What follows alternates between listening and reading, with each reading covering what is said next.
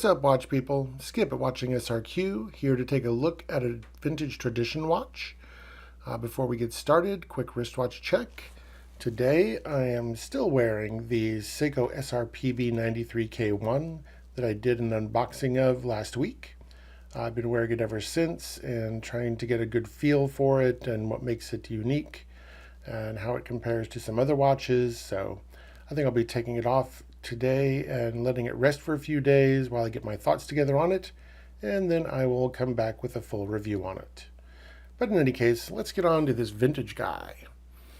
So this is a watch that I found after I'd been looking for several months at vintage. I'd been collecting mostly modern watches, having started a couple of years ago, and I didn't really know what to do in vintage. I was looking around and everything seemed either really expensive because it was in great condition, or it was really expensive because I was going to have to put some work into it to get it up to par. And I was just really kind of avoiding vintage because of all of that. And I decided to take a further look. I was talking to a friend who was at the time collecting Sears watches. And I didn't really understand Sears watches. I mean, you mean that mall store that are all dying all over America? He's like, yeah, you got to take a look back. So I went looking back and found Sears watches. He'd found a beautiful Omega Dynamic Homage with the oval case and the blue dial.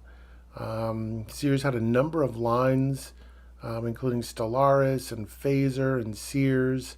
They even had some divers that were made with a very fancy movement that's very desirable, whose name escapes me at the moment. Hee hee. But they had all kinds of watches. There were chronographs, there were divers, dress watches. And so something tells me that what I've found here is probably actually a fashion watch of its day. Something that we might all laugh at if we were out shopping today, like, oh, what is that thing? This is the 55 millimeter Big Daddy of the 60s. But this is an electronic watch.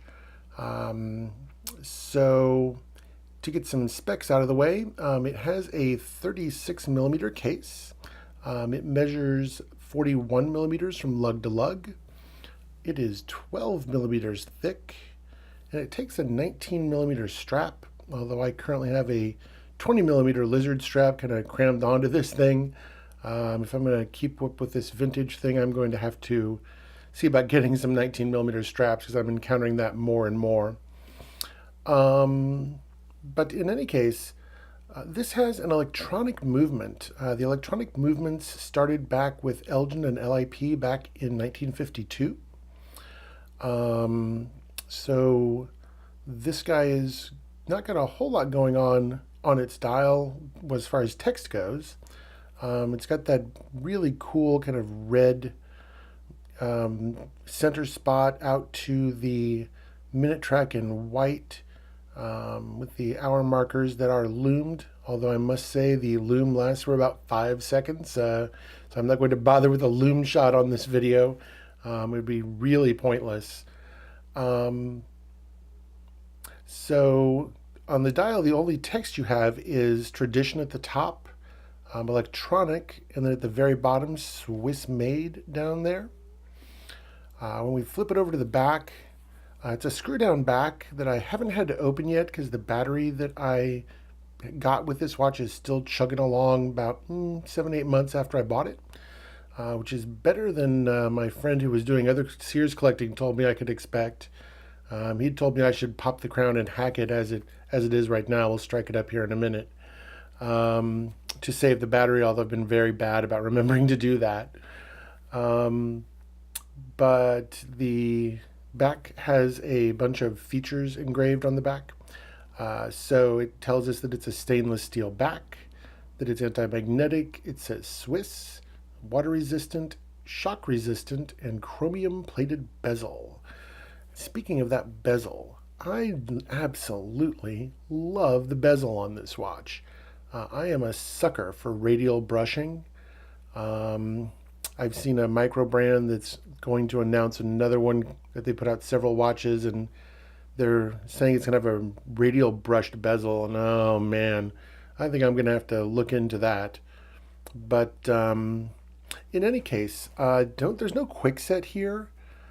So when you go to set anything on the watch, you just kind of have to either go forward and back from 12 to from 8 to 2, I believe, or just do what you most often do, which is just run it forward a whole lot. And then the date clicks over really quickly, unlike a lot of the Seikos that I have, for example. When you hit onto midnight, it just kind of bloop, clicks right over. So let's get these hands out of the way, and we'll strike this guy up. So the electric movements don't have that quartz tick, tick, tick, because it's really based on a similar technology to mechanical watches, in that it has a balance spring and so a standard beat per hour, unlike a quartz watch would have. But instead of having a mainspring that you wind, it's got a battery and a solenoid that runs a motor that keeps the power there for the watch to tick away with. So yeah, I've really found that the condition of this was really, really good for what I paid, and I'll save that as a surprise at the end.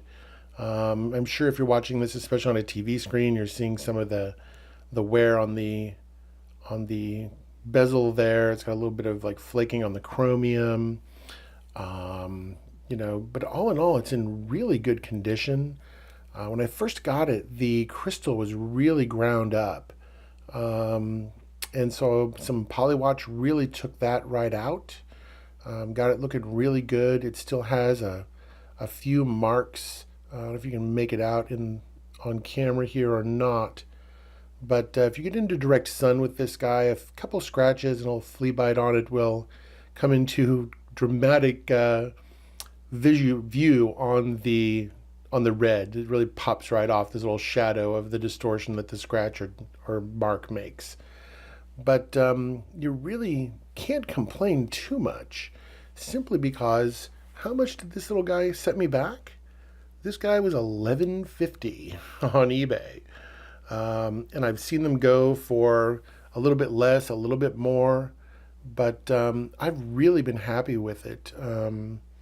It's been great. So I'm looking forward to trying to find other cool little watches like this guy, and be curious to see how that works out for me. But for $11.50, you can't get a Chinese refurb watch for $11.50 most of the time. So I thought it was a really great bargain. Very affordable, and not so expensive that I have to worry about it. I've got a handful of other things I bought since this that are a little bit pricier, that are vintage, and I kind of hesitate to wear them in a lot of situations. I don't want to beat the living daylights out of them. But this guy, $11.50, and I haven't seen values rising on him. But I'm perfectly happy with that because I'm thrilled just to wear it. So why don't we give it a quick wristwatch check? I'm going to slide that guy down there, and I'm going to pop off Mr. Seiko here, and we'll see about getting this guy onto my wrist. I think I'll just hold it. So in any case, again, this is a 36mm case, and this is what it looks like on my 7 3/4-inch wrist. Rather beefy wrist, but and this is about towards the smallest size that I would be happy with. I've got a 35mm, and that's really as small as I can imagine going without it looking like a child's watch on my wrist. But yeah, I've really, really enjoyed it. So in any case, I'd really love to know what y'all thought of this guy, and what kind of vintage bargains you found out there in the world. If you've done that, I'd really appreciate it if you would comment down below. Please like this video and subscribe to my channel, and let me know that you'd like to see more of this kind of stuff. In any case, this has been Skip with Watching SRQ, taking a look at the vintage tradition watch, and peace out.